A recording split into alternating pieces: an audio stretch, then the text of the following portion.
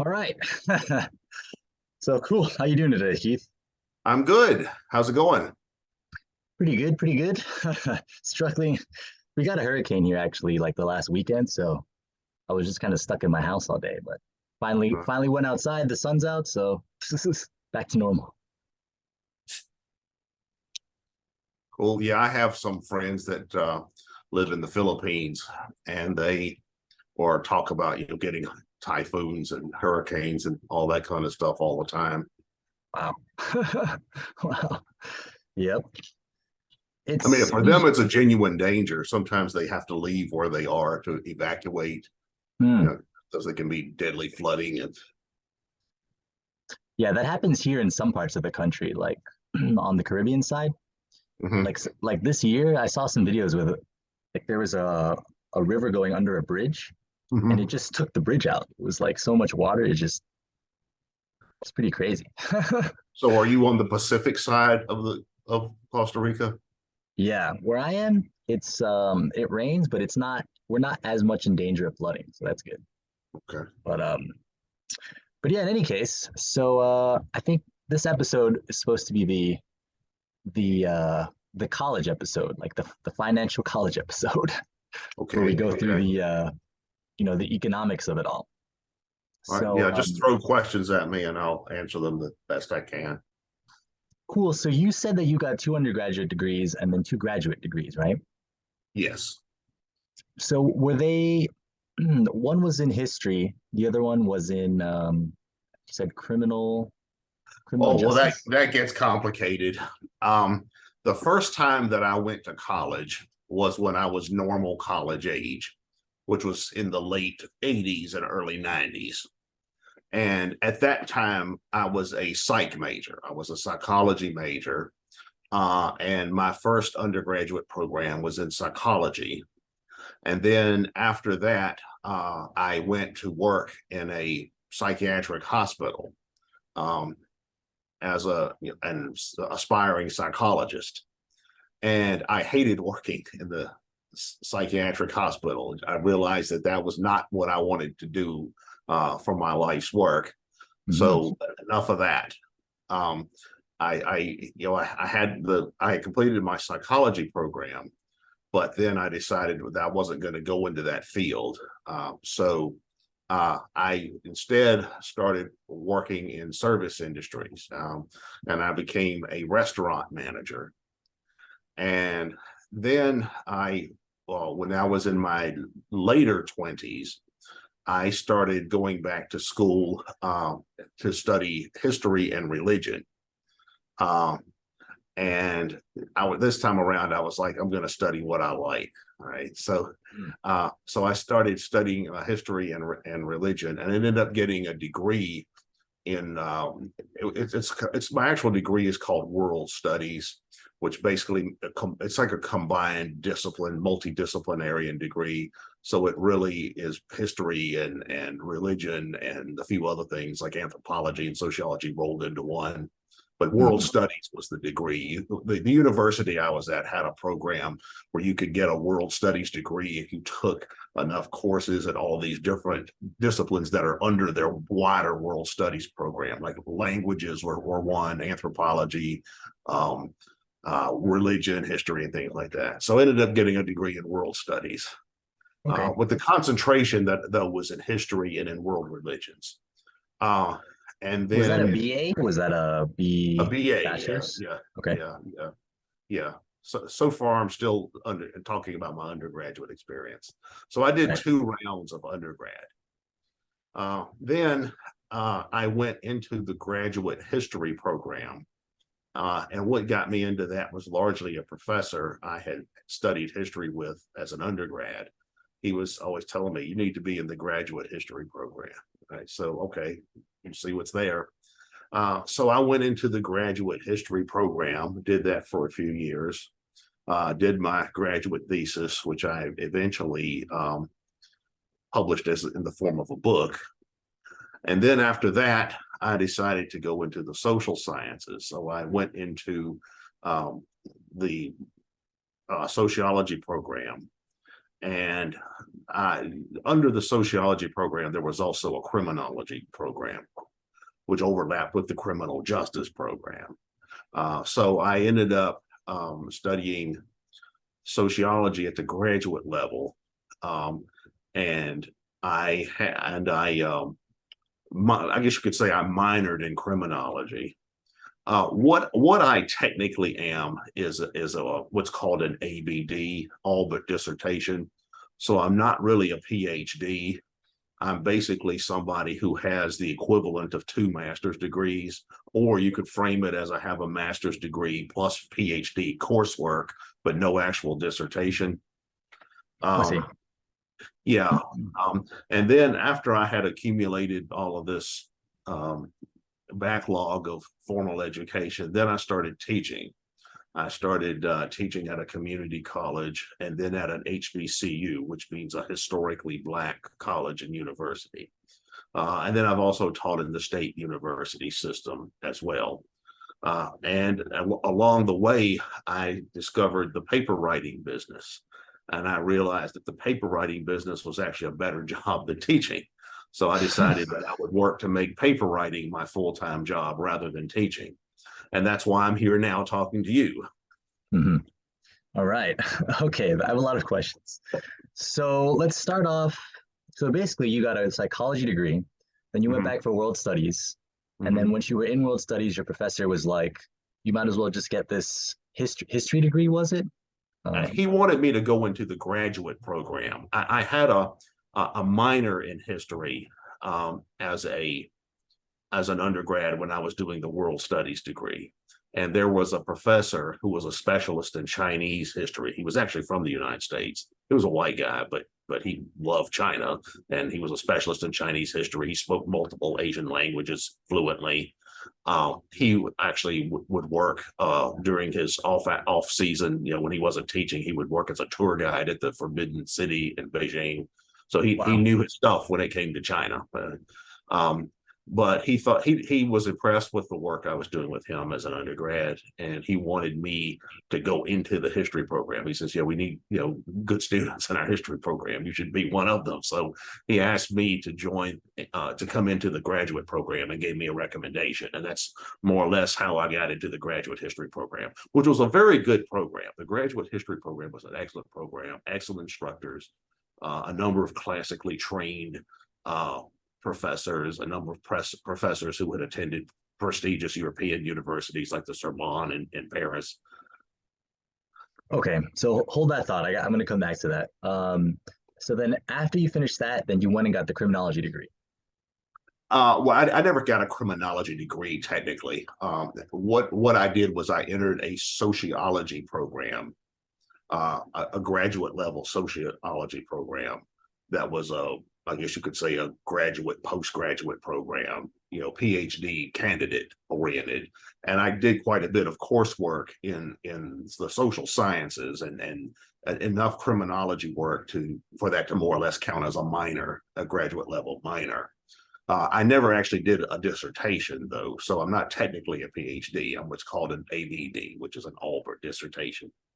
Okay. All right, so I guess let's go chronologically then. So you got your psychology undergraduate degree when you were about college age, you said, like 20s, in your early 20s. Yeah. Okay, and then you went you worked in a mental hospital, you said. I did. What I guess what jobs are available to psychology majors, with just the bachelor's degree? Like what job were you doing in that hospital? Well, I was a counselor to the patients, but with a psychology degree, you can do quite a few things. You can actually go on to get a PhD and be a psychologist. That's one thing. Or you can go into med school and become an actual psychiatrist. That's another thing. You can work in any kind of organization that needs a psychologist, and there's a lot of different branches of psychology. There's organizational psychology, industrial psychology. Well, there straight are out the gate with just the bachelor's, what is available to you? I I don't know exactly about how it is now. If it's anything like it was in my day, I'm talking about 30 years ago. It would depend on what kind of work you've done as an undergrad. Like you do practicums and things like that as an undergrad in different areas of practice, and you could get a job as any kind of corporation that needs somebody with a psychology background. And they usually you would be working in something related to HR management, like conflict resolution and that kind of stuff. There's a lot of government agencies hire psychologists. Well, you would with just a BA. Well, a psychology degree is a BS. It's technically considered a science, so it would be a BS, Bachelor of Science in Psychology. But with a BS in psychology, you could get a job in management related fields. Because as we know, most professional level jobs nowadays require college degrees, even if it's not something that's highly specialized, like even to be a restaurant manager, they want you to have a college degree and things like that. And the reason for that is that it's a credential. It shows that you're smart enough to do college work. It shows that you are motivated enough to go to college and pass enough classes to graduate. And that's what they're looking for. They want to see that this person, the employer wants to see that this person that they're going to hire is motivated to work and is smart enough to do the work they need to do, and that's the point. But yeah, you could get a job working with a lot of different kinds of government agencies, some corporate institutions. Well, okay, so you got hired as a counselor then. Mm-hmm. What was that like? I worked for a private mental health facility. I didn't particularly like it for a lot of reasons. I didn't like the staff. I didn't like the clients. A lot of the clients, people I were counseling, were people that, in my view, didn't really have serious problems. They were people that were just about feeling sorry for themselves and things like that. And there's a saying, you can't help people that don't want to help themselves. And that's something I ran into repeatedly in that field. Mm-hmm. Also, the administration of this facility was, I would say, corrupt, in the sense that it was basically about trying to bleed insurance companies. They would, for example, I worked at the substance abuse unit, and you had a lot of kids that were sent there by their, usually well-off families. And once the administration of the facility found out that the family had a lot of money, then they would just try to bleed the family for money. They would diagnose kids with having schizophrenia and all kinds of nonsense, just so they could collect insurance payments. Well, yeah, this kid, we think he's got schizophrenia. Better keep him here another 6 months. And by the way, that'll be another, $30,000 or whatever. So it was, well, this place ended up losing their license. The place where I was working, we used to have what we called orderlies. They were really just security people, bouncers. But because you did have some aggressive, it was a mental hospital. So you had antisocial people there, you had psychotic people there, and you had just aggressive acting out people there. So we had these big dudes that were our security team if we needed them. One of those ended up killing an inmate. One of our security guys killed a 16-year-old inmate. Jesus. And after that, the facility, now that happened after I left. That I wasn't actually working there at the time, but I knew the guy involved. And after that particular facility was closed. The state revoked her license to operate. And my area of specialization in psychology was substance abuse counseling. And I felt that the substance abuse treatment field was a very vacuous science. This was 30 years ago, but they used to put a lot of emphasis on the 12-step programs, AA and NA and all of that. And a lot of the so-called treatment programs that they used, at least back then, I thought were just hokey, new age mystical nonsense. I thought this was a pseudoscience that was using a lot of psychobabble as a means of just bleeding customers and bleeding insurance companies. I was Mhm. not impressed with the field at all. I wasn't impressed with the people in it. I wasn't impressed with the ideas in it. I thought this was, I was like, we're doing astrology here. Right. This is just a lot of nonsense. Quick question. So that was, I guess, after you worked in the field, but when you actually studying and you were going through your practicums, did you learn a lot of useful information, like in just psychology wise? Yeah. Well, I think the main thing I got out of that was a good background in the actual field of psychology. I know a lot about the discipline and the field of psychology. Even today when I do papers for clients, those are some of the easiest papers there are because I already know the material. I see an assignment where the instructions say, okay, write about psychodynamic theory and compare it with existential psychology. Oh yeah, I know that. It's actually been very helpful. All of my academic background has been very helpful in this business, in this line of work. In terms of like practical application, like were there any things that you like outside of just writing papers? Was there anything that you learned in psychology that that helped you navigate life or like counsel people? Uh, yeah, I did.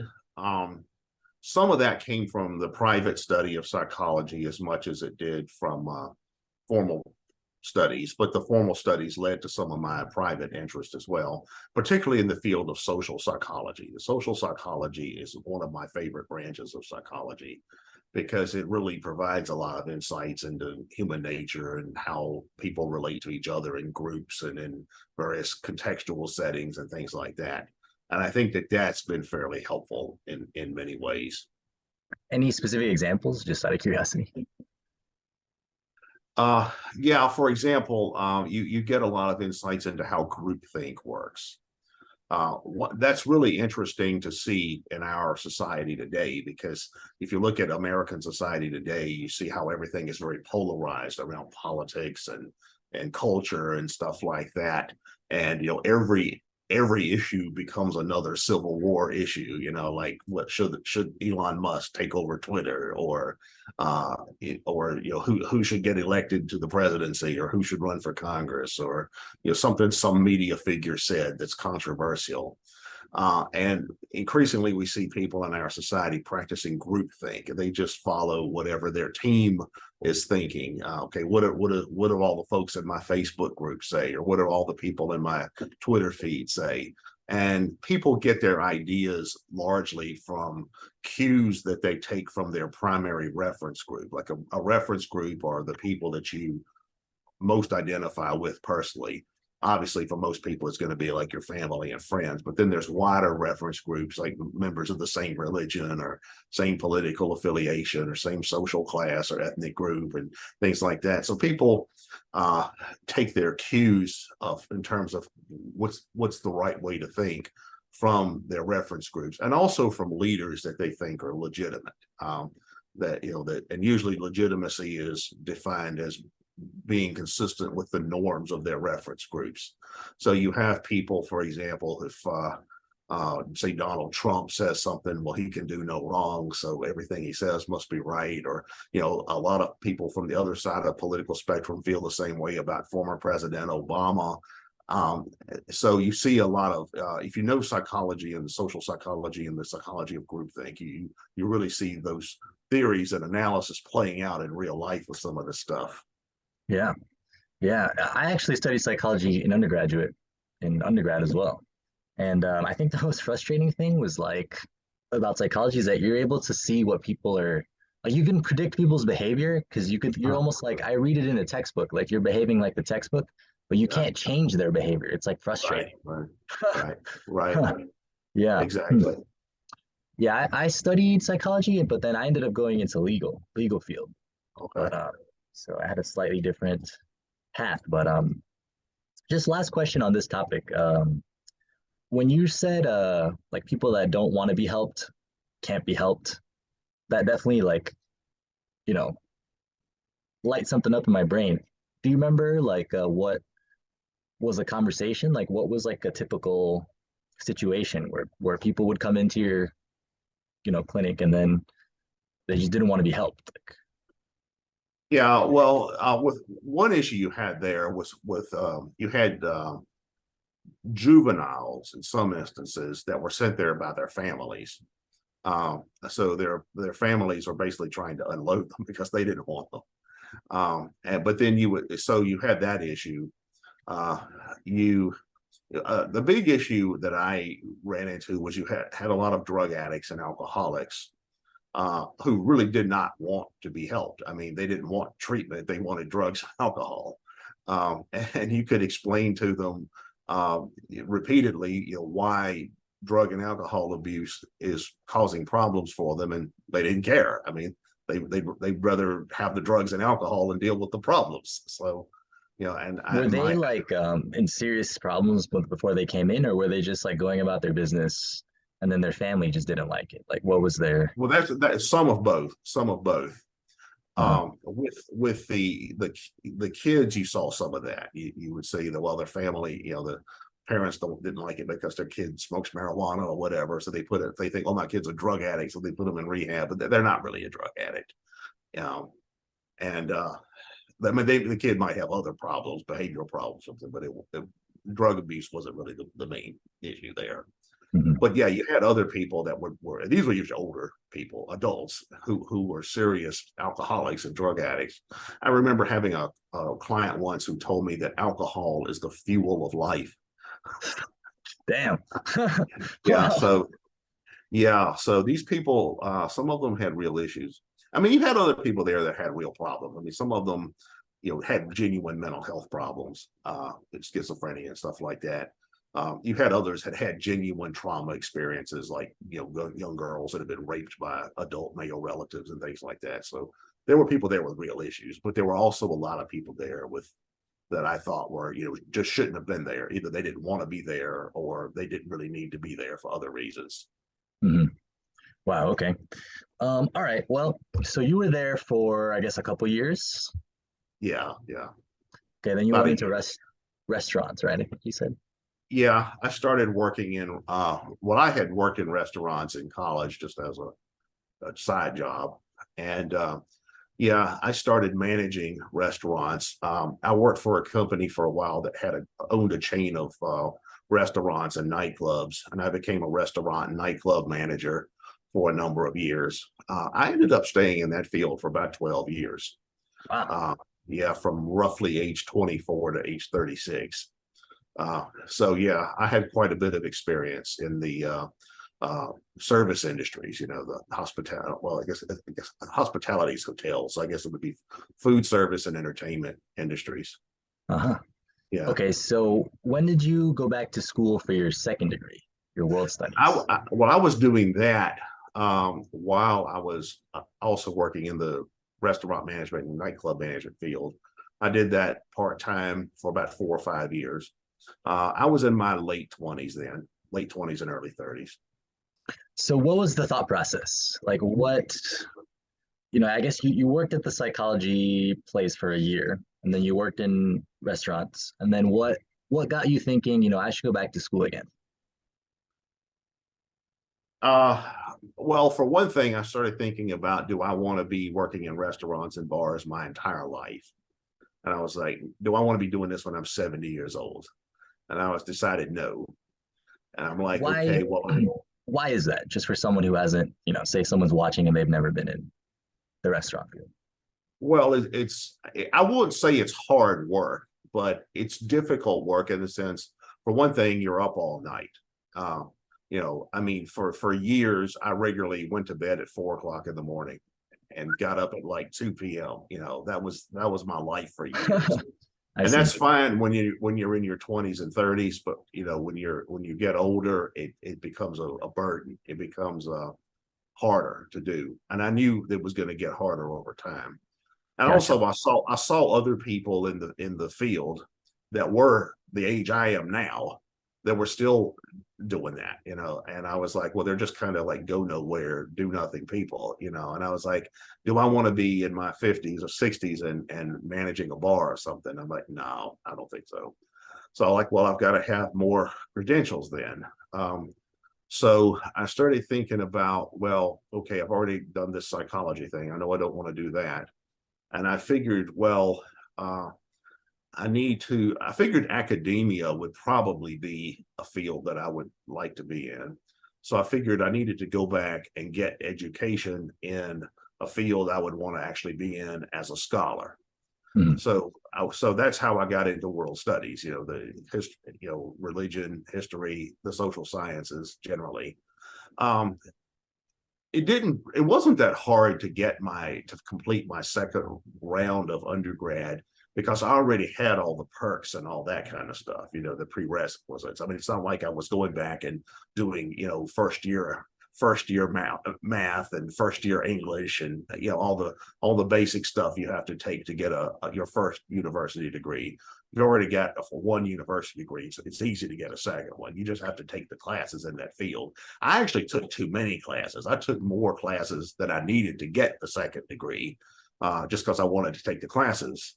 Mhm. So that took a few years because I was only doing it part time. I mean, if I had done it full time, I would have been able to knock it out in a couple of years at the most. It ended up Okay, taking quick. about Sorry. four. It ended up taking about 4 years part time. Uh-huh. Okay, quick question. So going back to, you said you didn't want to work in restaurants. You wanted to do something else. Did you have a good idea of what you were trying to do? Or Yeah, you I thought I like, I would just don't either. want to do this? Yeah, no, I thought at the time I'd probably want to either be a professor or I would want to work for like a think tank, like one of these places in DC, like Brookings or Heritage, or there's a bunch of them.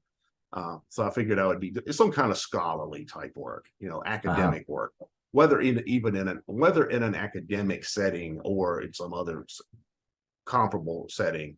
I figured it would end up being some kind of scholarly work. I see. What So kind of why did you want to become a scholar? Like what was your motivation? it just seemed to me to be what I was the best at and what I liked doing the most. Hmm. When I was a student, I didn't mind having to write a paper if it was on a topic I was interested in, or I didn't mind having to take a class if it was on a topic I was interested in. Um, and that, I found that I liked being a student. This was before the internet was commonly used, or before personal computers were commonly used. So I liked being in the library researching a project or typing a paper more than I liked going to work. So I'm like, why don't I just make this into my job? How am I going to do that? I I mean, see. Interesting. I was kind of the opposite. Like I hated writing papers and being in the library. So I like preferred being at work.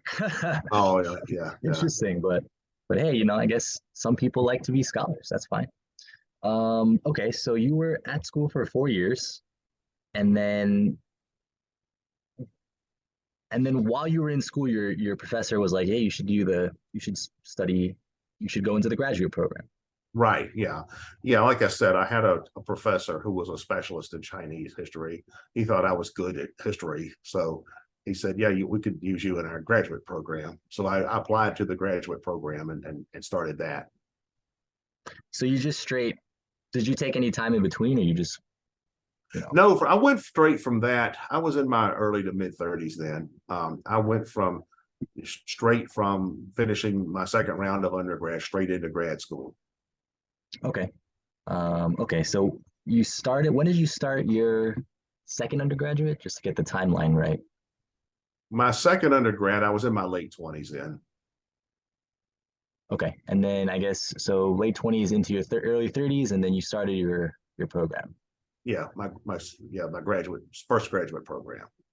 Okay, and then how long did that go for? Uh, that took about 3 years. Um, I did that. Well, the first 2 years was just doing the coursework, and then I was doing the research for my thesis, my MA thesis.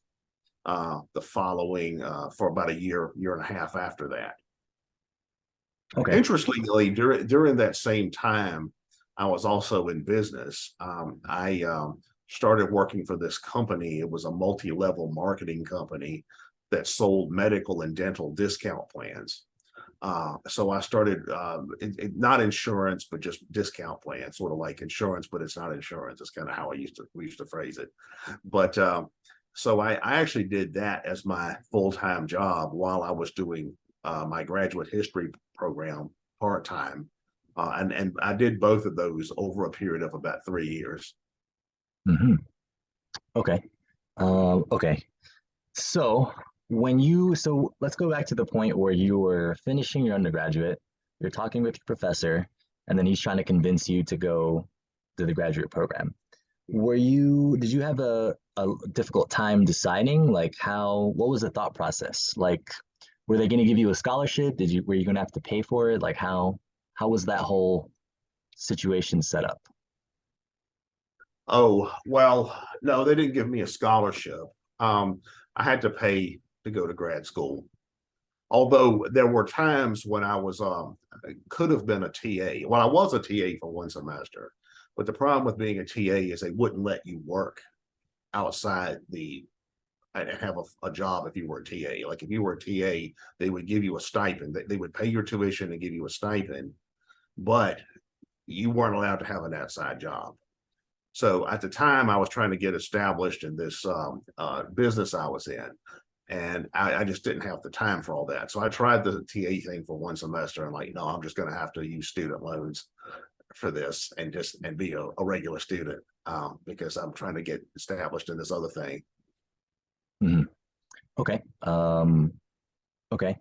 So what was the motivation, I guess, for like why didn't you just drop out after you got your second degree? Like what was the extra incentive in your Well, mind? well, well, like I said, I figured my long-term goal would be to be some kind of professional scholar. So you have to have graduate level education for that Gotcha. in today's world. Nowadays, an undergrad degree, well, certainly nowadays, but even back then, we're talking about going on, let's see, almost 20 years ago, 15, 20 years ago. Uh, Back then, um, even at that time, undergrad had more or less become a glorified high school. And today, having an undergrad degree is basically like having a high school diploma. And if you're going to get any kind of professional level job, particularly something that's scholarly oriented, you're expected to have graduate level education. So I figured that would be one of the things I would do in the long term. So I knew I needed graduate level education for that. So it was just a no-brainer then, basically. It was Yeah, just yeah. straight on. Okay. Did you like were you thinking about any other programs, or when your teacher just offered you that, you would just like, let's go right away? No, I knew history would be as good as anything. Uh, for one thing, I could stay at the same university, and they had a very good history program. They had a very highly recognized history program. I could have. There was another program I looked at. It was an international relations program that was at another university in another city, and there would have been more logistical difficulties trying to go into that program. I mean, I Hmm. think I could have gotten into that program and done it, but it would have been more difficult. So I'm like, my best bet is to just go to the history program. Okay. Were you thinking about careers options like post, or were you just thinking professor the whole time? Sorry. Not no worries.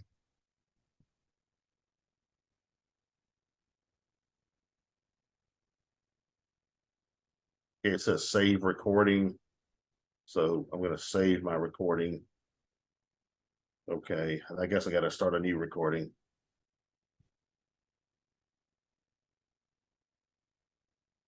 Okay. I was thinking that I would end up working in some kind of academic related field. I thought it might be teaching as a professor. I had no interest in teaching high school. Um, or I figured it might be working with the think tank, or it might even be something like journalism, but Hmm. something where scholarly related work was involved. Okay. Did you have a clear picture of what that would be when you started the masters, or you were like, we're just generally gonna, you know, It was more trial and error. It was more, okay, there's a number of ways this can go. Let's just see what happens. okay. Um, okay. So you did that program, the history program, and then Was there, sorry, did you say there was time in between that and the next one? Uh, Yeah, sociology. well, it was about a year. Yeah, not much time in the middle.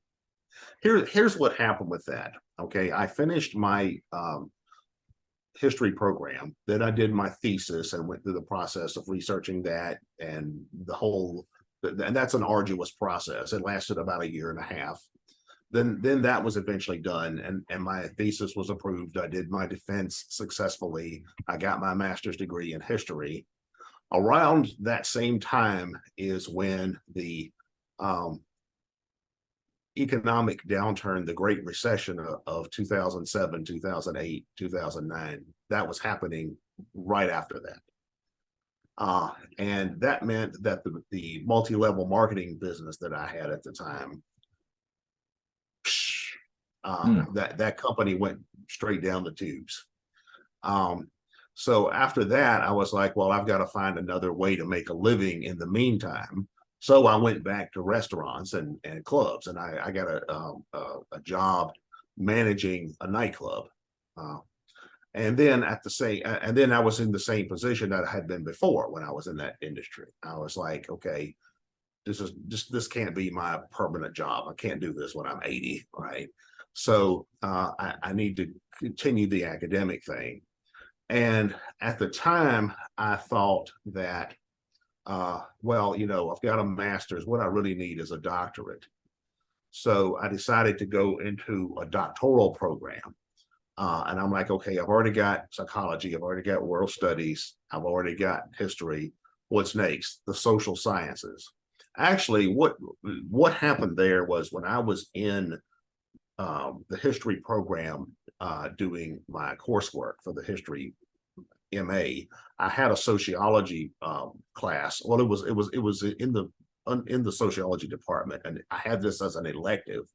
And my professor told me, she said, there's actually more market value to a sociology degree than there is to a history degree. I'm like, oh, that's interesting. And she started explaining why and all that. I'm like, well, that's interesting. I'll keep that in mind.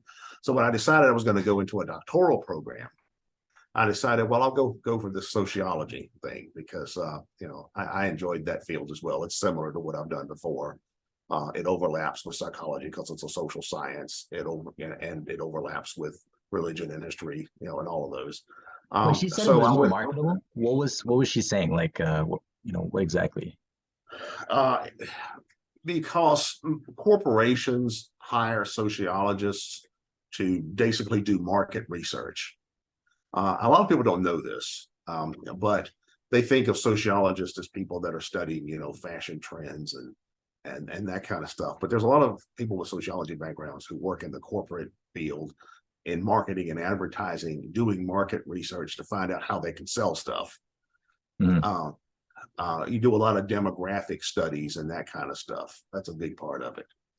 Social psychology enters into it as well, but although you're dealing with it from a group context rather than an individual context.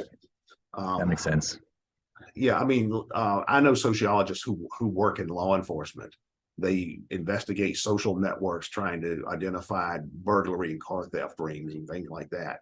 The Pentagon employs sociologists because when you've got an organization like the military, which is a massive organization with all kinds of people from diverse backgrounds, you got to figure out how to and requires strict discipline. You got to figure out how to manage, a million people from all kinds of walks of life, Yeah. in a cohesive unit that can fight wars. So yeah, I mean that's why a sociology degree is more valuable. So I started into the sociology program, and while I was doing that, I got another job. I started working for a company that was a large construction firm that specialized in home building and home remodeling. And because I was a sociology student, they thought, and I also had a background in marketing because I'd been doing that when I was with the MLM, the multi-level marketing company. Because of that, I was hired by the marketing and HR department of this company to help with the marketing and also help with recruiting and training and that kind of stuff. Hmm. So I did that for a couple of years. I was in the sociology program, Did you doctoral notice, program. did what you learned help in that Oh, task very for you? much. Yeah. Very Uh-huh. much. Yeah. Yeah. I see. Yeah. Um, yeah. So I was in the sociology program Just out for of a couple. curiosity, a little insight. How did that, how did you use the sociology to help you with the recruitings? Uh, well, demographic research was a big part of it. There was two aspects to my job. One was recruiting and managing employees who would work as professional sales and marketing people for the most part. The other one was actually devising marketing programs. So the marketing part of it, I had to do things like do studies of different geographical areas in which our corporation functioned, because we needed to know, for example, like our main product line were home remodeling products. So we had to know the age of the homes in particular neighborhoods, cities, towns, counties. We had to know the average age of the people there. We had to know the average income level of the people there. We had to know what the most prevalent professions were. And all of that tied into, well, how aggressively can and should we market our products to that particular city, town, neighborhood, whatever, and how are we going to do it? Because it works differently, say, for people of different age groups and socioeconomic levels and all of that. So that was one part of my job. The other part of my job was to recruit and train sales and marketing people. We had marketing teams that actually went door to door and did cold calling. So I had to train people to be cold callers door to door. And we also had salespeople that would go out and follow leads, like who would get leads from different sources. And then they had to follow up on the lead and go out and actually try to make a sale. And so I worked.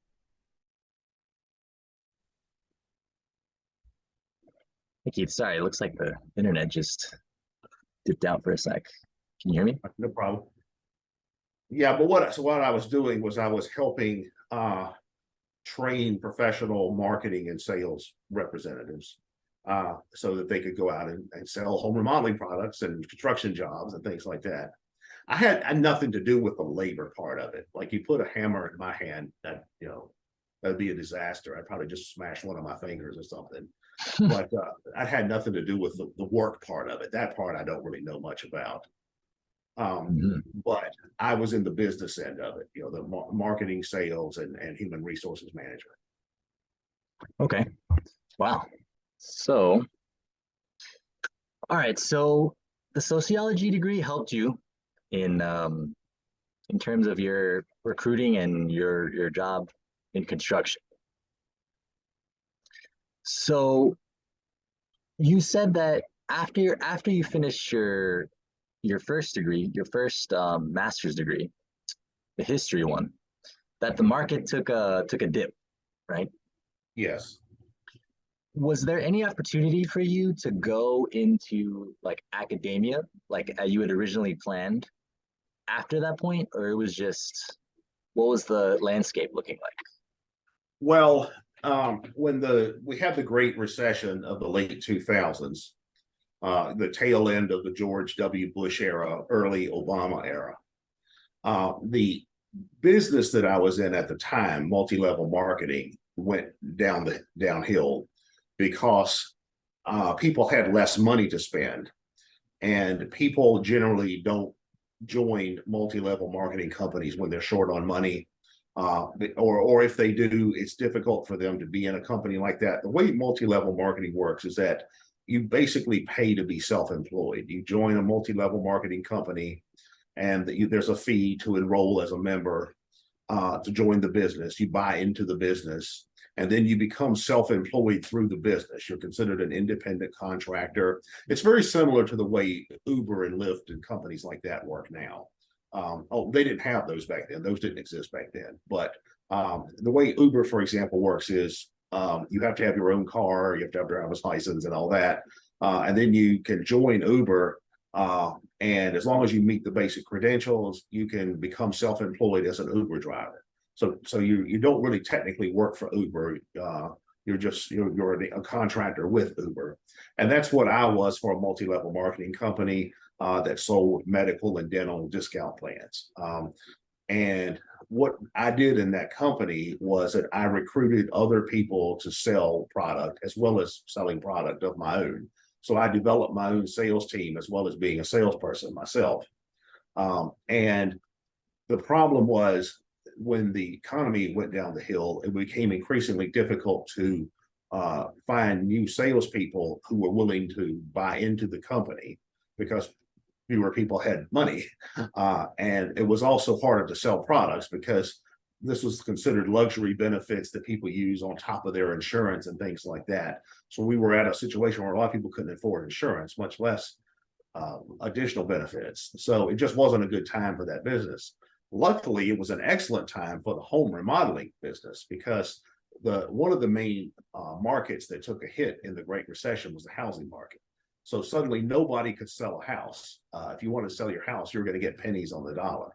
So what people were doing was instead of moving and buying new houses and selling houses and things like that, they were fixing up whatever home they had. So it was a boom for the home remodeling industry. And I just happened to enter the home remodeling industry right at the time that it was starting to take off after the Great Recession. So I worked for them for 5 years. I worked for that company for 5 years while the recession was, at the aftermath of the recession was going on and that industry was booming. During the first part of that, I was still in the doctoral program for sociology. And then I got an offer to teach. I got an offer to teach at a community college who needed instructors in these fields and that I had credentials in. So I had the option of, well, okay, I can either continue in the doctoral program taking classes and eventually doing a dissertation, or and then to do that though, I wouldn't be able to teach because I wouldn't have had the time. Because I couldn't give up the job that I had with the home remodeling and construction company at the time because that was my main source of income. I had to make a living, right? And I was paying for school with student loans, right? So I'm like, okay, I can always come back to the sociology program if I need to. Right now, if I have a chance to do teaching, I need to take that because first of all, it pays.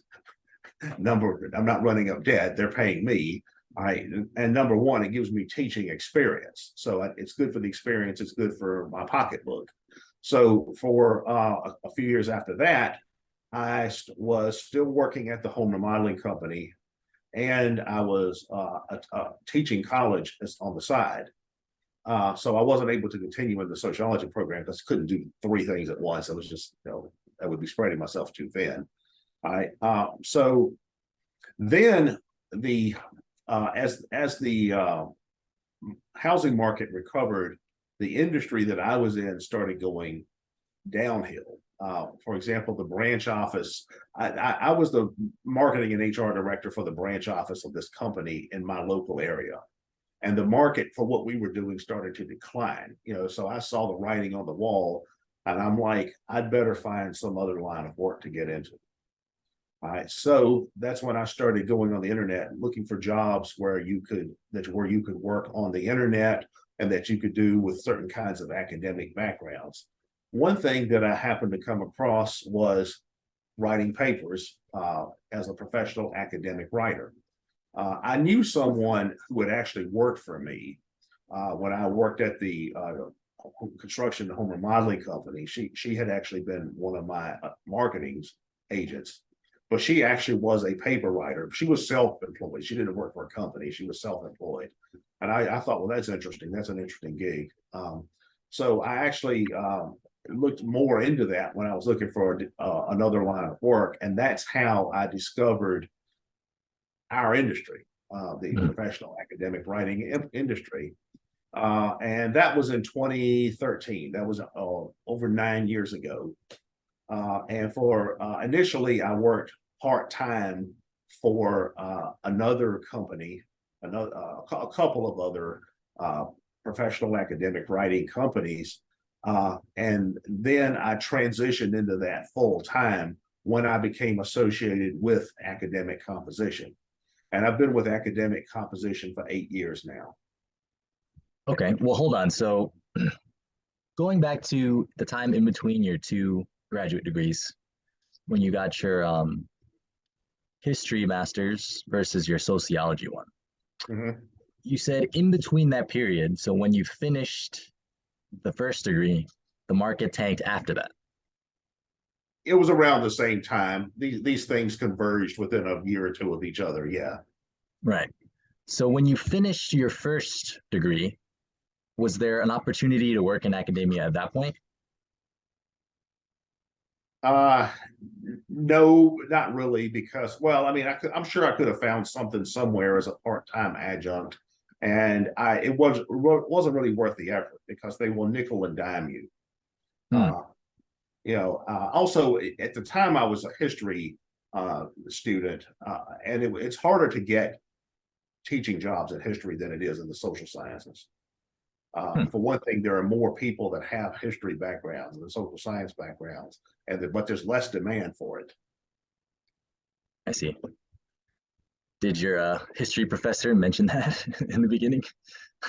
Well, I think what he envisioned me eventually becoming was somebody who would work for some kind of research foundation. I think he thought I would be excellent for working at a think tank or something like that, Mhm. or some kind of scholarly foundation that studies, world affairs or something.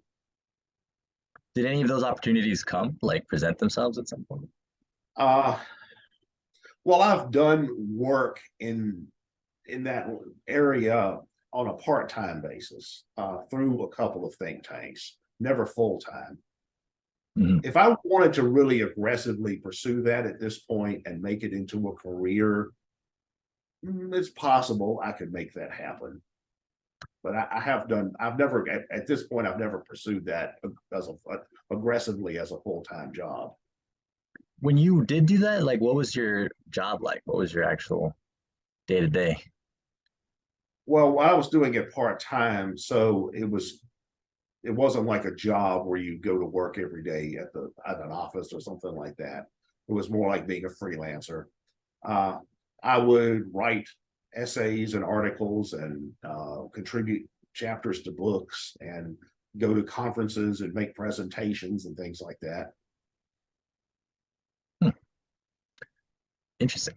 How does that I guess the ultimate goal is to like find a new promising company, right?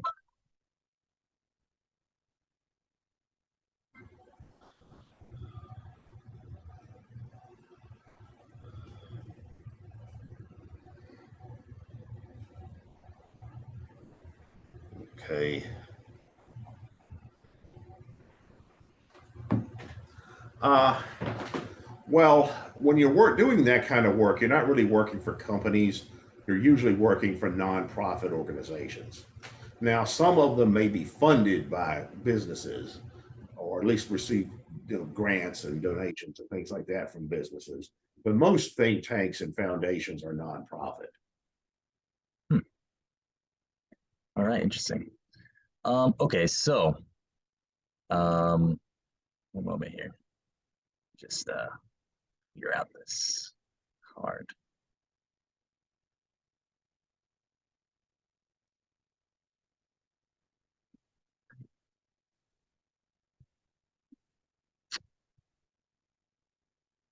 Let's make sure I get this right.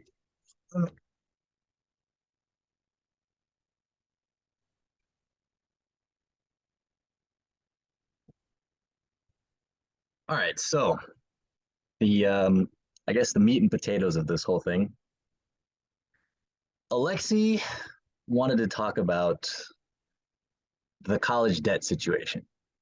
Okay. So like indentured, he mentioned quote unquote indentured servitude, right? And that's So exactly what it is.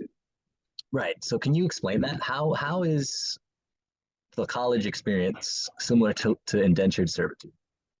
Well, first, let me explain what indentured servitude is. I'm going to put on my historian's hat for a minute. Indentured servitude was a practice that existed in earlier times, in past cultures and past societies. Back in the day when we still had things like slavery, we also had something called indentured servitude. And being an Slavery indentured, light.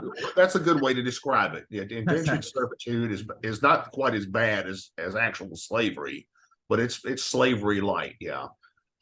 What typically would happen with indentured servitude is that you would have to go into an enormous amount of debt to get a job. Basically, you would have to pay someone to hire you for a job, but you couldn't pay them what they wanted.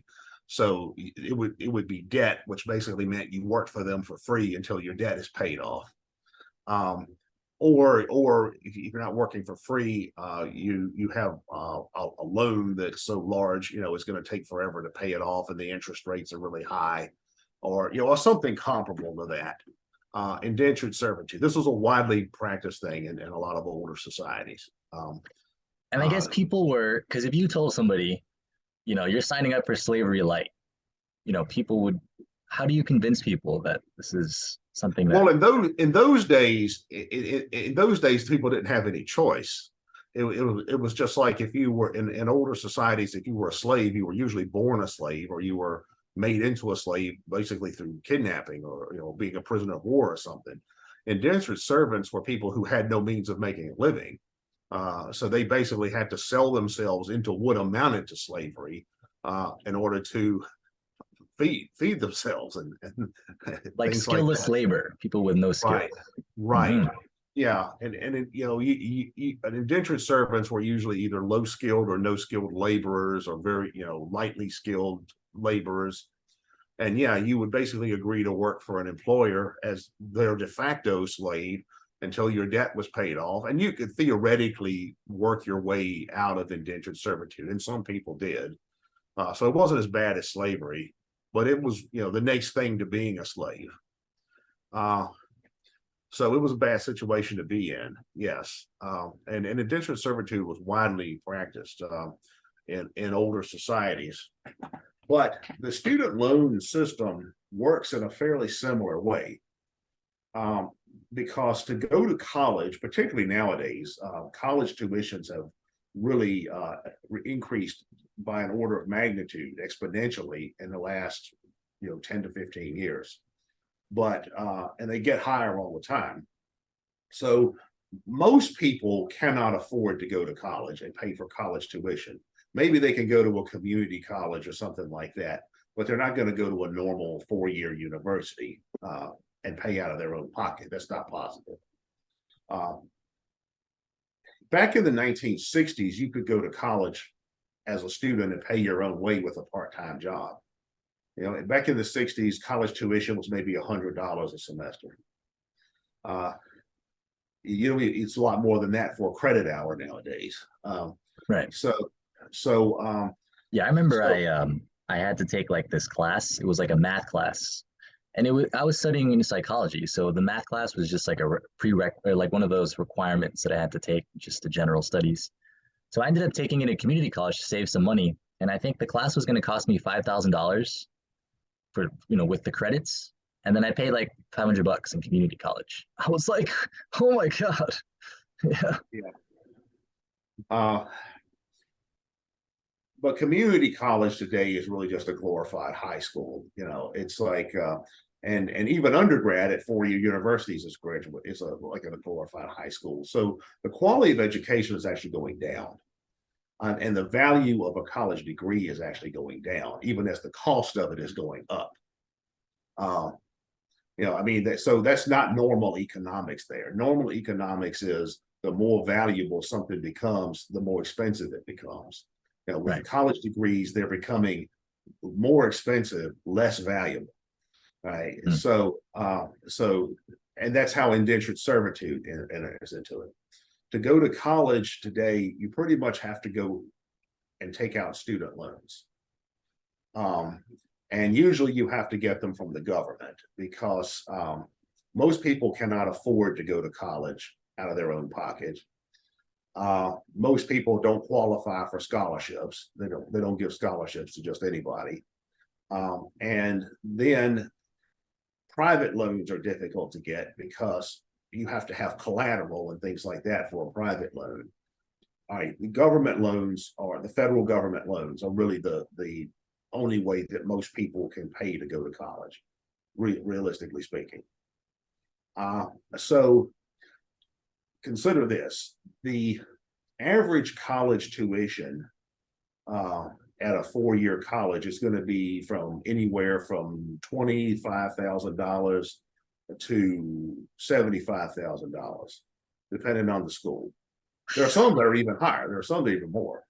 But as a general rule, I would say, for example, one of the schools where I teach, the tuition I think is currently about $26,000 a year. It may have gone up. It may be more like $30,000. There's Wow. another 4-year university in my local area where the tuition I think is $50,000 to $60,000 a year. So you're And paying even that is low 200,000, compared. Even 240 that for is the low. 4 years. Yeah, even so, yeah, we're looking at a situation where if you go to school part-time, if you go to school full-time and finish your 4-year degree, you're looking at a student loan debt of anywhere from $100,000 to $200,000 when you leave. Right. So nowadays you have a lot of students that are going to college maxing out on student loans.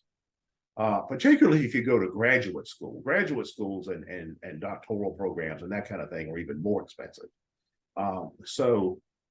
Yeah, I mean, you're not, and like I said, because an undergrad degree is a new high school diploma, then to really be considered a college educated person today and have a marketable degree, you have to have a graduate degree, a master's degree. All right. So we're not talking about 4 years of school, we're talking about 6 or 8 years of school. And like I said, the only way a normal person is going to pay for that, unless they have wealthy parents or something like that, is by student loans. So you're going to end up maxing out on student loans. You're going to end up, and then you'll probably have to get some other loans or along the way. Right. So you're going to end up with hundreds of thousands of dollars in student loan debt. And the interest rates on student loans are also high. It's compound interest. It accumulates over time. One thing, though, about student loans that really makes them a matter of indentured servitude is that you cannot take personal bankruptcy on student loans. That's one of the few debts that you cannot take personal bankruptcy on. The only other debts that you cannot take personal bankruptcy on are taxes, child support, and criminal fines, like speeding tickets and things like that, or tickets for a fine for getting in a fight and getting an assault charge. All right. So other than criminal fines, child support, and taxes, you can take personal bankruptcy on mortgages, on car debt, on all kinds of debt, credit cards, but you can't take them on student loans. So special student loans are a special category of debt. Right. Now, in these other forms of debt that you can't take bankruptcy on, taxes are considered a matter of civic responsibility, civic obligation. All right. Child support is considered a matter of personal responsibility to care for your own children, and fines are considered punishment for having committed an offense. All right. But student loans are, technically college. Most people would think that college education would be like no different than a car, no different than a house. It's something that you need to advance in life, to care for your needs and things like that. But the only way you're going to get a college education is with lots of student loan debt for most people. There may be some exceptions. There are some people, maybe the military will pay for it, at least part of it. But for most people, the only thing you're going to get is the only way you're going to get a college education, particularly graduate education, is through student loan debt, which means you are an indentured servant, because you're going to have a high 5-figure, 6-figure debt that cannot be discharged in personal bankruptcy. Right? And that stays with you until the last penny is paid back. Well, so indentured servitude, you basically take out, it's like a sort of a loan, right? You take out a loan, or what do you get in return if you're an indentured servant? Like, what is you get a food, house? What was the deal usually? room and board until your debt's paid off. And it might take years for your debt to be paid off. It almost seems like you're better off as an indentured servant because with the degree, you take out a loan and then you don't get you have to pay for your room and board, and then you still owe the money at the end. Well, being an indentured servant was a harder life because the social conditions and economic conditions were different. But conceptually, it's the same thing. It's basically with the student loans, they pay for your education. And then from there on, it's up to you to actually go get a job where you're actually going to generate income to start making payments on your debt. Mm-hmm. And like I said, if you can't get a job, tough luck. Right. Some people who have degrees, even advanced degrees, never find a suitable job where they can really make payments like they're supposed to on their student loan debt. For instance, what you often find in particular nowadays is that you have younger people who go to college straight out of high school, get their 4-year degree, go on to graduate school, get an advanced degree. So by the time they come out of that, they're say in their late 20s. Then they will go to places where they can hopefully use their degrees, which means the larger cities like DC, New York, LA, San Francisco, Atlanta, places like that. And they may succeed in getting a corporate job or a government job or something like that. But even though they have a professional level job, due to the cost of housing in large cities and due to their student loan payments, they're still broke. What you will often find is you will find young urban professional people who were say in their late 20s and early 30s in places like DC, New York, LA, San Francisco, Chicago, Atlanta, Dallas, who maybe have a $100,000 a year income. All right, if you're making $100,000 a year income, after about 30,000 of that's going to go for taxes, realistically, in most jurisdictions, sometimes more. But let's say you're at 70. Huh? So you're at 70. Then you're at 70. Okay. Realistically speaking, rent in most of those places is going to be $2,500 a month, and that's getting off easy. It can be as high as pushing 4,000. Like in the Bay Area, rent can be something like $3,700 a month. Oh, all right, so let's say you're paying. Let's say you get off easy, and you're paying $2,500 a month rent. Okay, that's another $30,000 a year right there for rent. So that leaves you with $40,000 for the year. Okay, if you have 6-figure student loan debts, your payment on that technically is probably going to be in the $1,500 range per month. I mean, you can get on payment plans where it's a little lower and things like that. But we're talking paying another $18,000 for the year. Yeah, $18,000 a year in student loan payments. Okay, that means you've got about $22,000 a year to live off of. All right, after you pay rent and student loan debt. Okay, all right, $20,000. That's not even $500 a week. That's like $1,800 a month. Yeah. I mean, if you try living on New York City, on $450 a week, after taxes and rent and student loan payments. Plus, if you work a professional level job, if you work a professional level job, you're expected to dress nice and that kind of thing because we have to buy clothes. So what happens? 65 a day, $65 a day. Right. I mean, that's not even food for a day in some of these jurisdictions. My gosh. In some American cities, taking an Uber or a Lyft or a cab to work and buying food is going to cost you almost $65 a day. All right.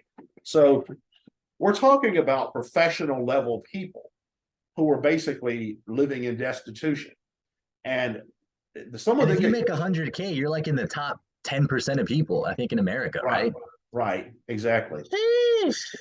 There are people today who work in the tech industry in the Bay Area and who have professional level jobs, and who literally live in vehicles. I mean, these are people who go to work and work in the tech industry during the day. They have jobs and relatively high paying jobs. They still can't afford rent. All right, because they're making, $70,000 a year, say. All right, well, rent is $3,500 a month. Right. All right, that's your entire salary. Your salary doesn't even, I mean, your after tax salary is barely going to even cover that. So yeah, you have people who are in some places are living in vehicles. So you're I know effectively of a living to case. work Yeah, in basic conditions, if not substandard conditions, even if you're making top 10% of income. right. And what a lot of these people will do is that they will take out a whole lot of credit cards, and after they pay for their student loans and rent and taxes, they put everything else on a credit card, and they run up these massive credit card debts. So that's yet another debt. So they, in addition to student loans, they've got credit card debt now. Yeah, so bankruptcies are at an all-time high now. More and more people are taking bankruptcy, and that's why, because they have all these debts. So just to be clear, with an indentured servant, you're taking out a loan and then you're basically exchanging years of your life in order to pay it back for room and board. And with a student loan, you're taking out a loan hopefully you'll get a degree, but you're basically paying it back because you got to pay back the loan with years of your life, and you're not coming out ahead because you're just surviving basically. Right, exactly. At the same time, to get a job, you're increasingly expected to have not only a college degree, but an advanced degree. Okay, so I guess going back to your situation, did you realize it was like this when you started? Somewhat. I didn't know how bad it was, and it's gotten worse since then. I would point out it's gotten a lot worse since then. Mm-hmm. My experience with academia goes back as far as 35 years. So it's gotten a lot worse over time. And it's at an all-time worse now. It's as bad as it's ever been. Were you able to figure out a way to escape? How did you deal with, well, I guess because you had to pay for the 2 degrees. Did you pay out of pocket for those? The 2 undergraduates and then the 2 graduates? No. I did it through a combination of Pell Grants, student loans, stipends, and I have student loan debt today as well. I make payments on student loan debt every month. Mm-hmm. So I certainly did not come out of that debt free. Mm-hmm. Dang. Man, okay, so how do you is there a way to go to college and then avoid being an indentured servant? Like how do you beat the system? Is it possible? Well, to get your undergrad degree, you want to figure out how to do it as cheaply as possible. And that means you need to get the bulk of your degree. You need to take as many classes as possible at a community college, where tuition is cheaper. And if you can do it online, that helps as well. Because you don't actually have to go to a physical school and pay for room and board and things like that if you're going to live there. Or even if it's a local school, you don't have to commute, and have vehicle and fuel costs and things like that, which is also expensive. So it's best to get your undergrad education either from a community college or from an online school to the greatest degree possible. Makes sense. Yeah, and then same thing with graduate school. Once you finish your undergrad education, it's best to do graduate school the same way. Go to an online school if possible. Go to a local school if possible, not something where you have to live there, not something where there's a long commute and you're running up a lot of fuel costs and that kind of thing. When I guess in the past, people did their indentured servitude, they would complete their X amount of years of labor, and then did they have a future after? Like, what was their strategy? Well, no, I mean, the best you could hope for as indentured servant is that someday you would just become an independent laborer. So you would be like what we would today call a wage worker. You would go from being a semi-slave to being something like one of today's Walmart workers or something. So you're in a better position than a college student as a Walmart employee. Oh man. If you're a debt-free Walmart employee, yeah, you probably have a higher net worth than the average college graduate. Yeah. Yeah. I mean, there are a lot of college graduates, people with advanced degrees, who need about $200,000 just to be broke. Right. Like I remember years ago, I worked for a company. It was the multi-level marketing company that sold health and dental plans. But one of the owners of that company, he had previously had another company that had failed. And when that company failed, he was in debt, $350,000 in back taxes. And he said, yeah, so then he started his new company, and that company was successful, at least for a time. Well, he's still personally successful.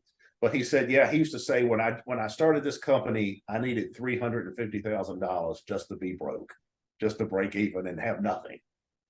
Wow. And if you're a college student today and you have student loan debt, then that subtracts from your net worth. Let's say you have a college degree and you're an advanced degree, you've gotten a job making say $100,000 a year, but you have $200,000 in student loan debt.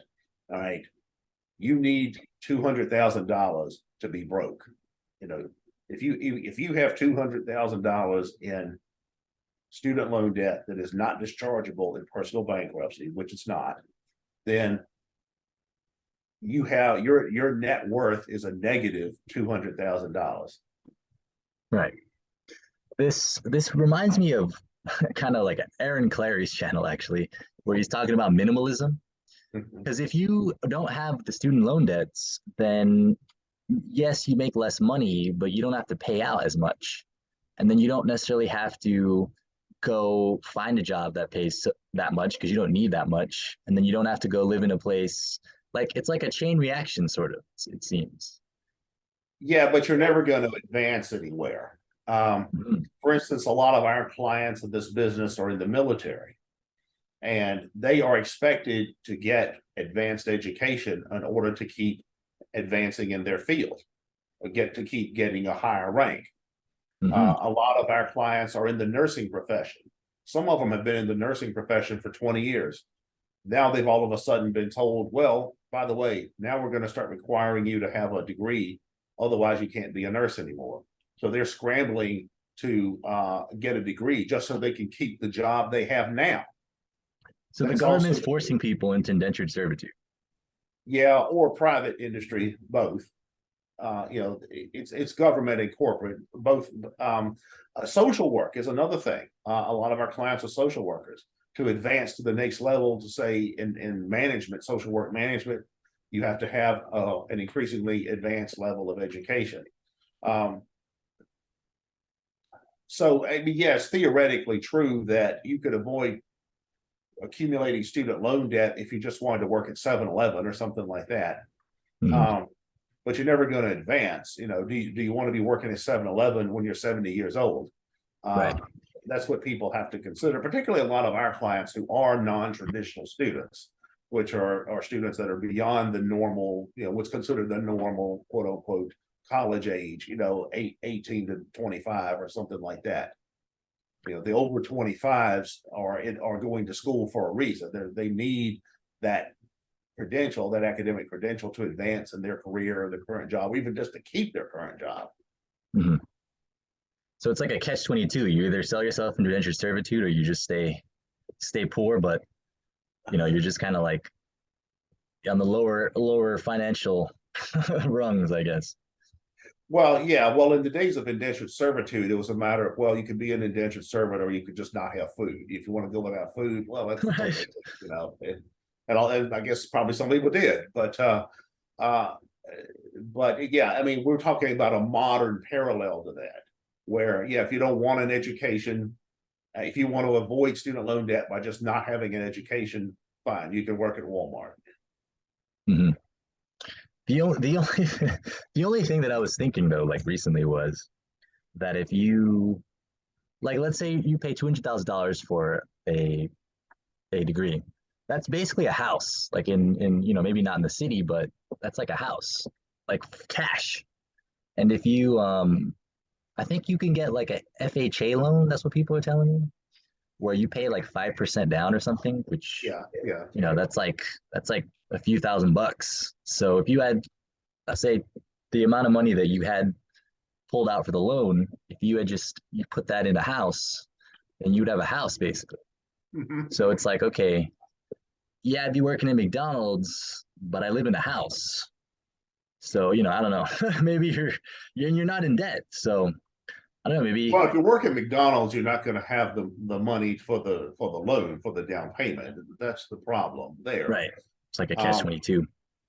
yeah, I mean, having student loan debt is like having a mortgage on a house that's non-dischargeable in public in personal bankruptcy. Meaning, no matter what happens to this house, you still got to pay for it.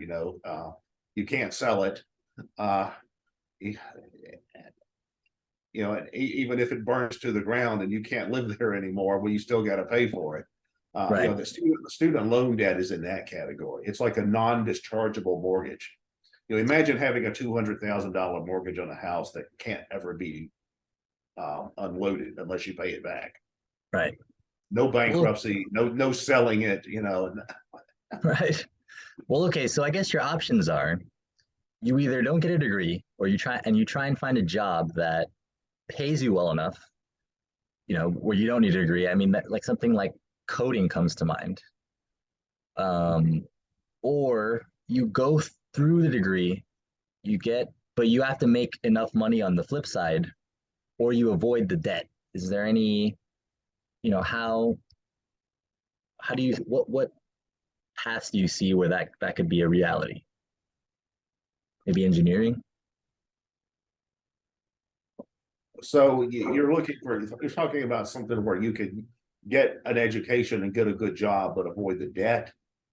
How do you basically beat the system? Like, how do you, if you either have to go, you have to not go to college and then get a degree which pays you high enough, or your other option, you go to college, but then how do you end up going to college without incurring such a large debt, or making enough where you were able to pay it off? Like, how do you do Well, that? like I was saying before, you want to keep your costs to a minimum when you go to college. You Hmm. do most of your education at a community college or online, and that's undergrad and graduate. Do as much of it undergrad online or at a community college as you can, and then go into a field that there's a demand for. For Hmm. example, nursing. There's a huge demand for nursing. There's a shortage of nurses. The healthcare industry is always having a shortage of nurses.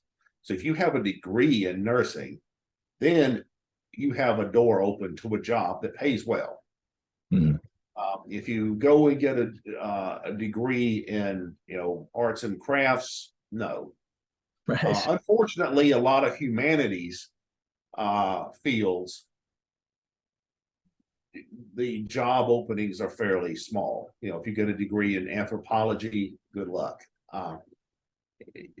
If you get a job, say in English or something like that, you're going to end up being an editor or something of that nature. Hmm. I guess as a nurse, do you have any idea how much people are making?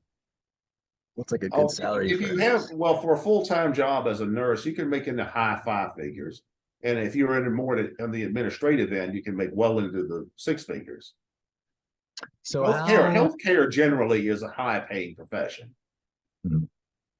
the how long till you pay off your debt in that instance, I suppose? Like, let's say you're making, like, let's say you're a nurse.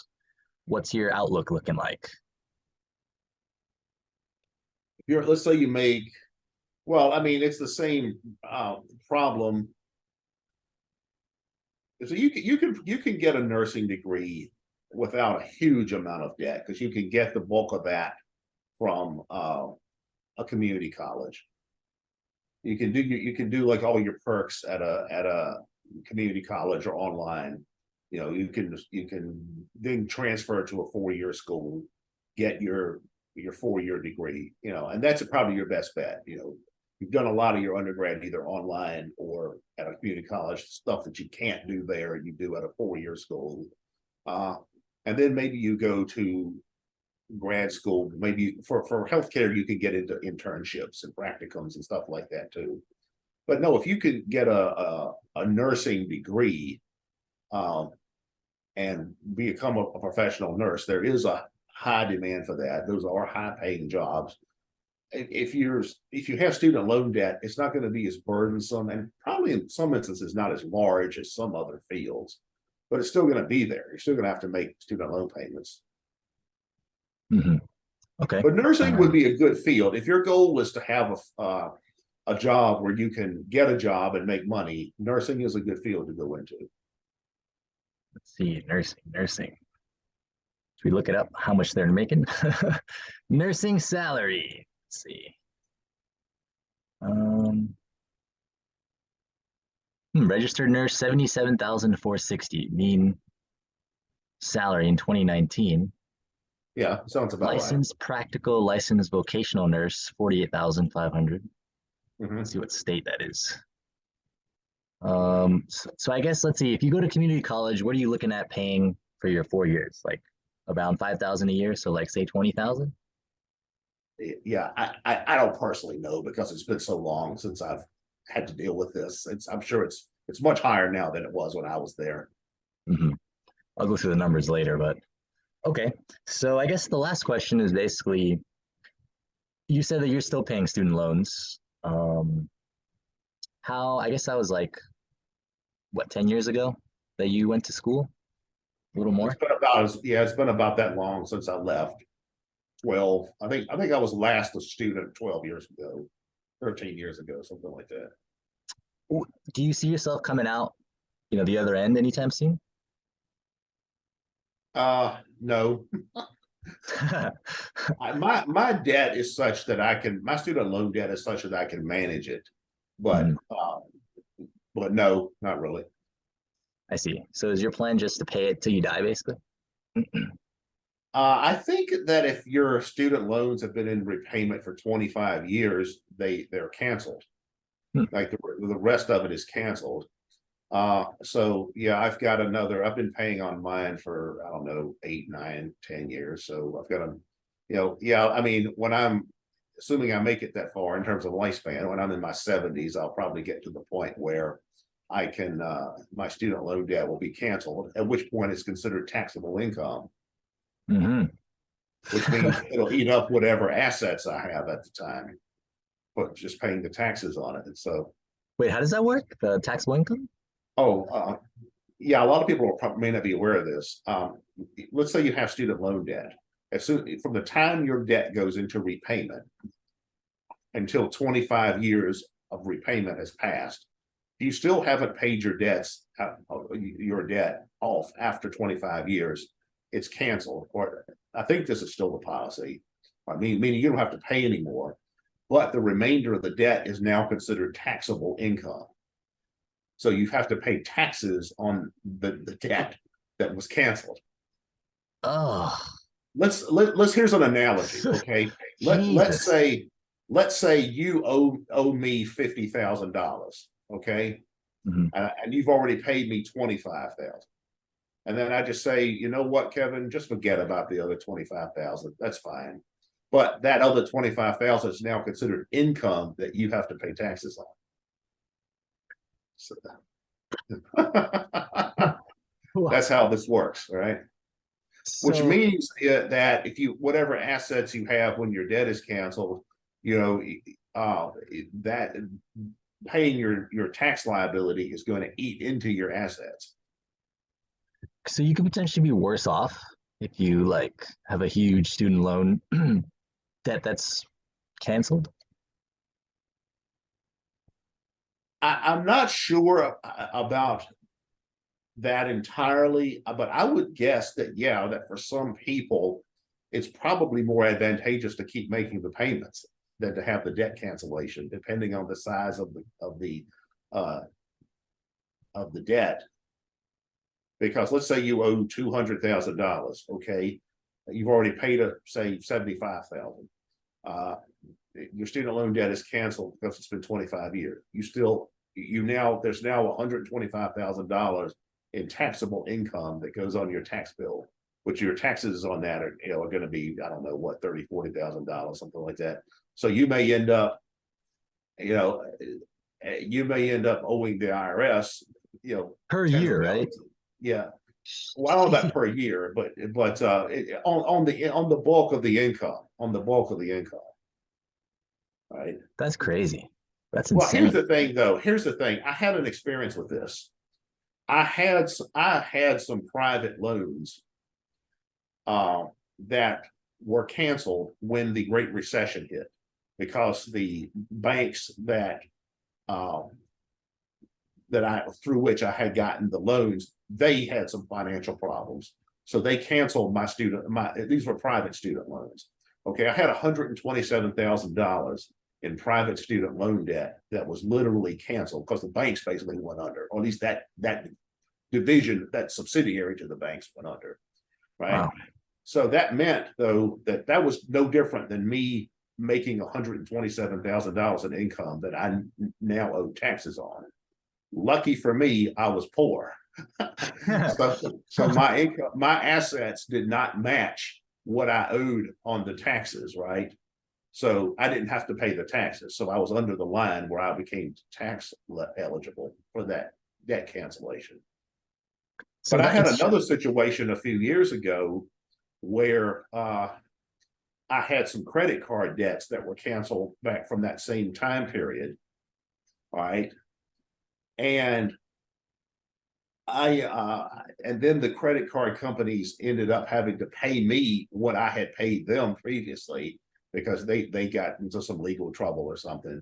So, but then I had to pay taxes on that. That was considered taxable income. I see. So let's say you owe 120,000 in the student loans and then it's forgiven. Or let's say 100,000. Okay. Let's say you're getting taxed at 40%, so you pay $40,000 out. That's just for that 1 year, right? That's just like one single blank 40K owed for taxes. Yeah, and no more. There wouldn't be any more taxes you had to pay after that if you could pay the 40,000. Gotcha. Okay. Like, yeah, I mean, like if you owe, a hundred That's not that thousand bad, I dollars, guess. yeah. Okay, let's say you owe $100,000 on your student loans. If you've been making payments for 25 years, you still have $100,000 left that you owe. All right, and then the student loan is canceled. Then that 100,000 is considered taxable income. Yeah, if you just have 40 grand sitting around, you could just say, okay, well, here's the tax part, and Gotcha. most I see. people aren't going to be in that position, because if they've got that kind of money where they can just pay out 40 grand for just a routine bill, then they're probably going to have paid off their student loan debt by now. And unless they just don't pay bills. I mean, So let's say you don't, like in your situation, you can't pay the 40,000. What happens to you then? Do you just if you're under the line, if your assets are low enough, if your income and assets are low enough that you're not required to pay, then you just don't pay, and that's okay. But if you are required to pay, it's just like not being able to pay your taxes, and under any other circumstance, they expect you to make incremental payments, and if it gets too bad, they'll seize assets and that kind of thing. It's just like not paying your regular taxes. I see. So are you getting is the Biden debt relief, the student loan debt, is that helping you out? Well, we don't know that that's actually going to happen. That's on hold, right? That's like an injunction. Yeah, that's in the works. It could. I could get some of my student loan debt canceled with that. I'll believe it when I see it. That's my attitude towards that. I'll believe it when I see it, but Yeah. we'll see. And yeah, they wanted me to like I have a little bit of debt that I'm paying, but like I think I almost paid it off. So like for me, I think the strategy would be like to call the loan people and tell them to give me my money back, and then hope that they then forgive the remaining amount. But I'm like, I don't Yeah, want to like, I don't want to be like calling the loan people, and then if it doesn't go through, then it like my debt's reset. You know what I mean? So I'm like, you know what? I'm just gonna hold off, yeah, and just see yeah. what happens. So, man. Well, okay, I think that pretty much covers it. Do you have any questions for me? Anything else you wanted to throw in there? Any Uh, tips for now, students? yeah. Tips for students as far as finances. I would just say if you want to save money as a student, do it as cheaply as possible. There were young people in my family tree, who were college age. And this is the advice I give them. I say, do the bulk of your undergrad work either online or through a community college. Um, sometimes they say, well, they want to have the college experience of going off to college and uh, staying at a dorm and all that. And I'm like, yeah, and you're going to pay 25 to 50,000 a year to go on vacation is what that amounts to. Well, So I guess the very, American dream is like for like a high school student. It's like, oh, I'm gonna get into an Ivy League university, and then hopefully my life will be better. But then let's say you get in, but then they only give you like say, let's say they give you half of the tuition off, which is substantial. But then you now owe, let's say if you were gonna go to Princeton, they cost 40,000 per year. You now pay 20,000, and then after 4 years, you now owe 80,000. So what do you tell someone who is like, you know what, I'm gonna go. I got to take an $80,000 loan, but I'm gonna go to Princeton. What do you tell those people? uh, Depends on the I'd climate. say I'd say you may want to downsize a bit. I'd say that set your sights lower but cheaper, meaning that do as much of your undergrad work online or at a community college. If you then to get your 4 year degree, once you've done as much as you can in that way, then you can transfer hopefully to a more conventional 4 year school because those degrees are higher status. Okay, all right. So and then go to a 4 year school that is a decent school, but with relatively low tuition, like somewhere close where you can get in-state tuition, where you don't have to live there, where it's not 2 hours a day to commute there and that kind of stuff. And always think about how you can make it more cost effective. Mhm. And the same thing is true with graduate school. Get a degree in a field that's going to get you a job. That's number one. It's if somebody if some young person came to me and said, I want to go to school and get a degree in art, I would say you're wasting time. Just if you want to do artwork, do artwork. Maybe take private lessons from art instructors. Don't spend $25,000 to $50,000 a year to get an art degree, right? Because you're not going to get a job. I know a guy who has an art degree. He's now a funeral home director. It's I know people who have law degrees from Harvard who have tons of student loans that they can't pay. So it's always think cost effectiveness. Always think, is this necessary? When you're pursuing college education, always think, what am I going to get out of this? Is this going to pay off in the long run? You've got to approach your education the way you would approach starting a business. If you are going to start a business, you don't just go out and say, well, I've got $100,000 to spend on starting a business, so I'm just going to go start a business. What kind of business do I want to be in? Oh, I don't know. I think it might be nice to, sell flowers on the street or something. Yeah. Or you're just going to go spend, you're going to go buy $100,000 worth of flowers in a flower cart. No, that would be stupid. All right. But a lot of people, unfortunately, approach their education exactly that way. They just think, I'm going to go to college just to go to college, right? Because then that's how you get a good job.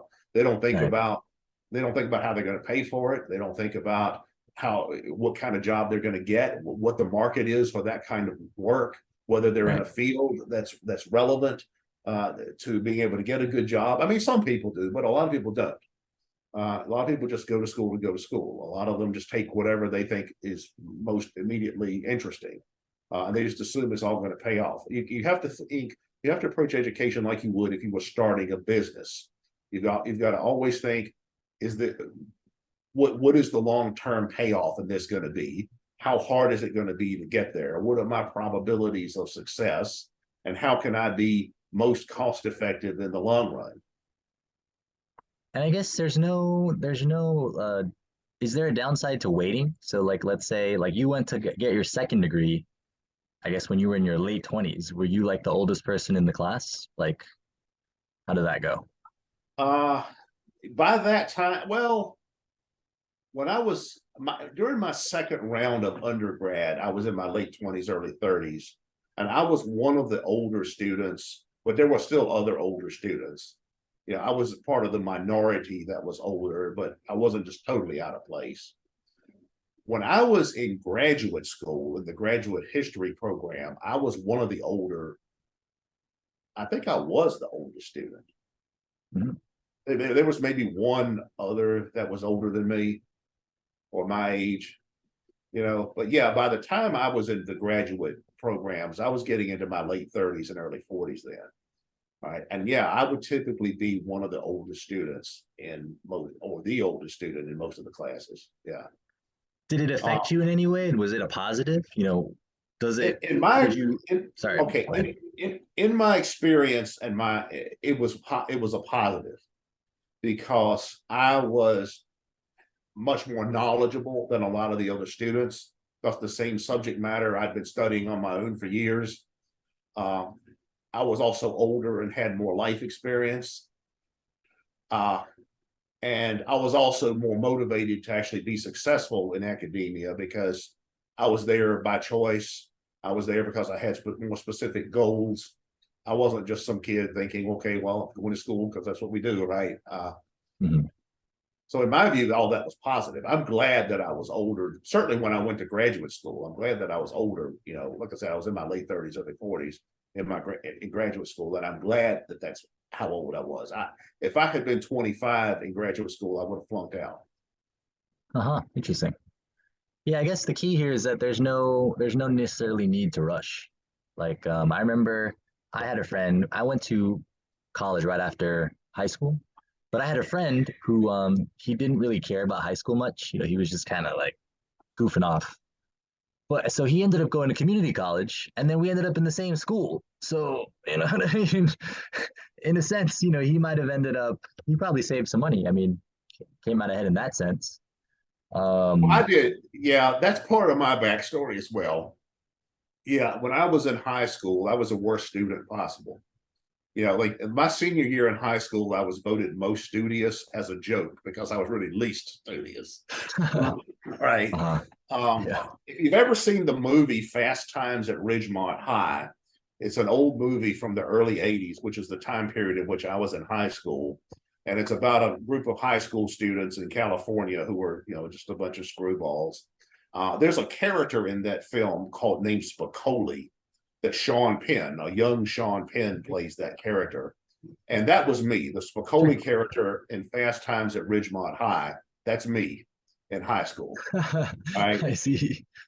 And when I first started my undergrad education, I went to a community college. And the reason for that was my grades in high school were so bad, no regular college would take me. So I had to, you know, I practically, you know, I barely graduated from high school. I went to a community college because nowhere else would have me. All right. And then I had to do well in community college in order to finally transfer to a 4-year school, which I did. And then I went through the psychology program. And then the whole story that I've just described continues from there. I guess you got to work hard regardless. If you're not going to work hard, might as well not go to college. But if you work hard, there's a chance, there's an opportunity. Yeah. Cool. Yeah. All right.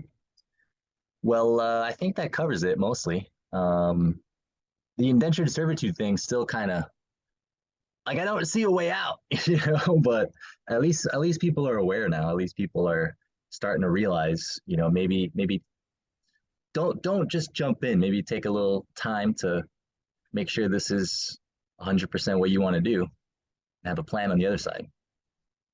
Well, relative to what we do at an academic composition, the advice that I would give to clients is don't sacrifice other areas of your life for this. Let Mhm. us do it for you.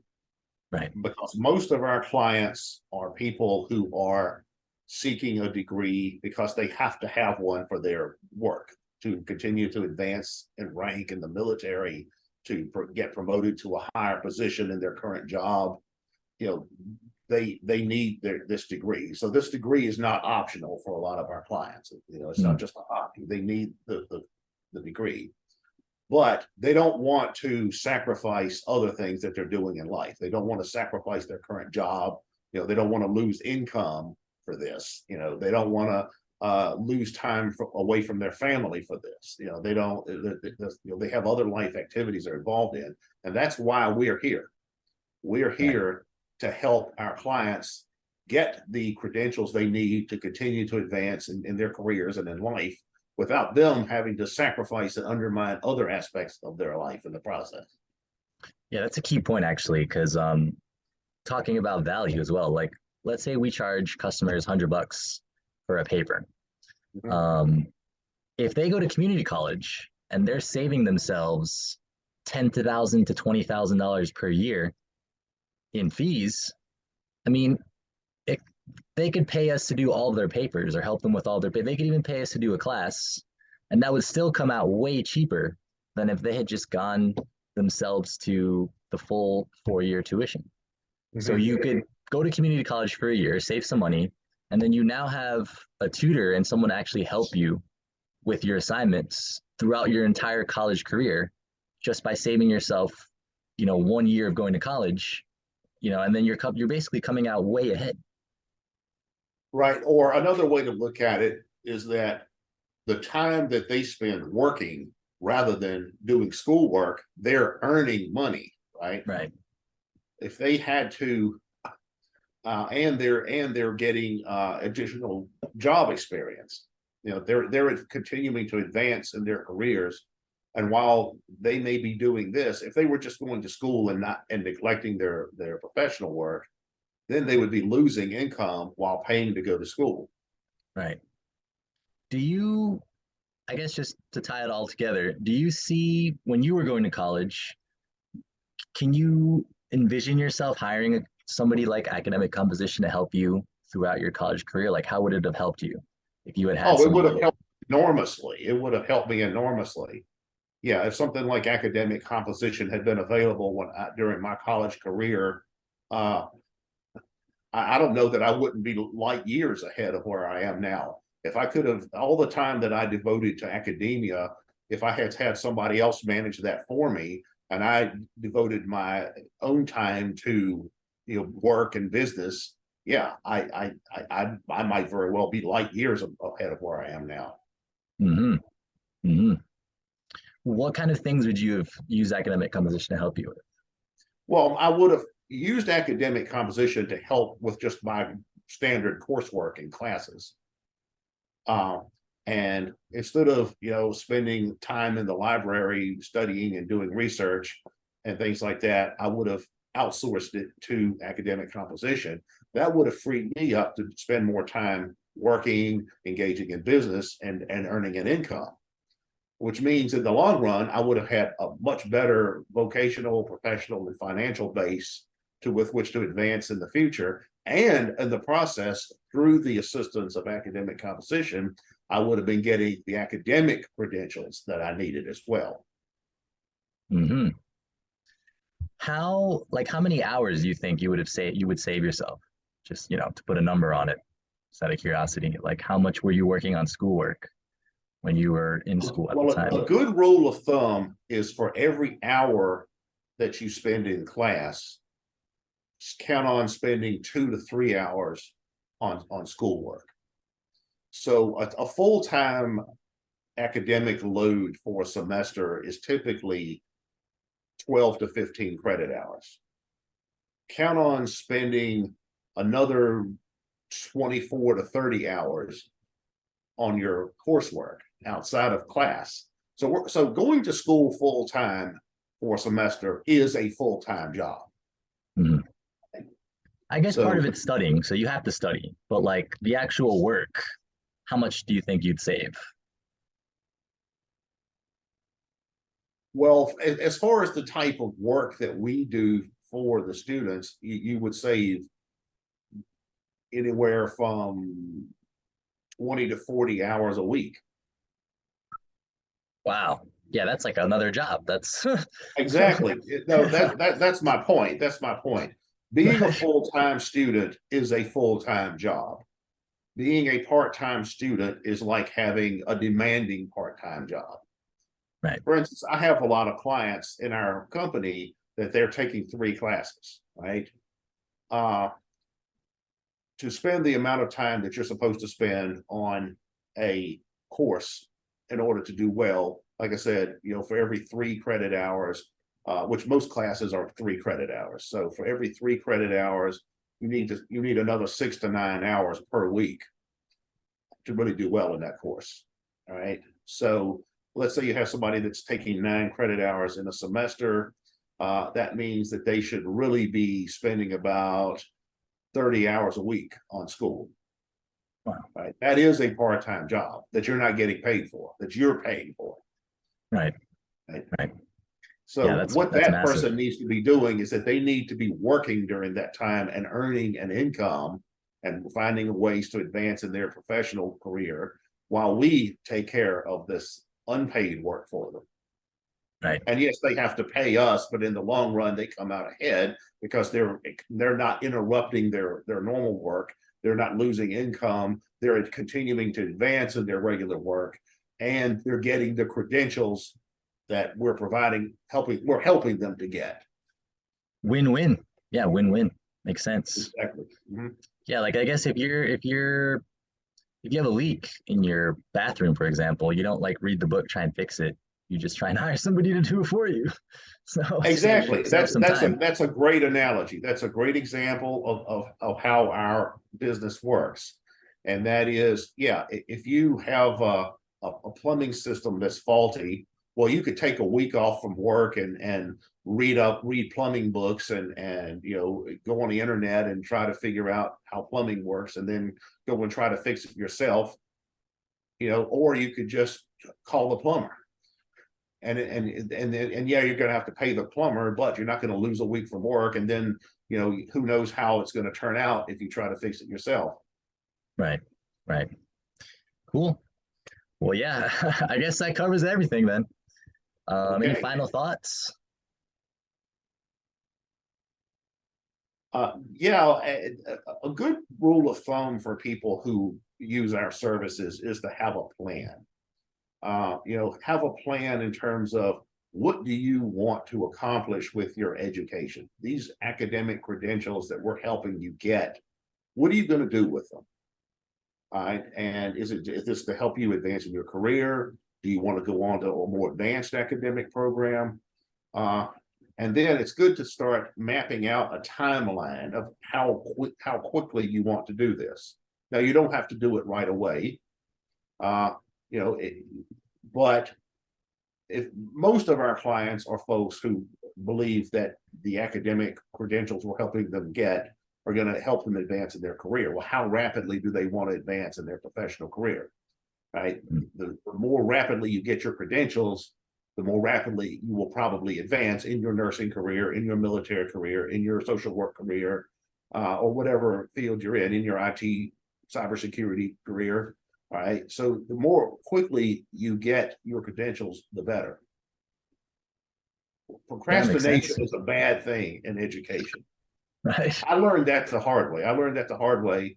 Now in my case, I was had a somewhat different orientation. So, I was able to extend my education out over a good number of years.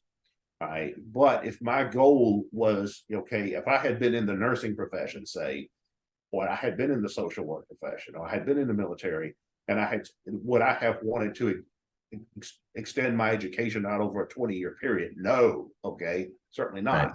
I would have advanced a lot more slowly.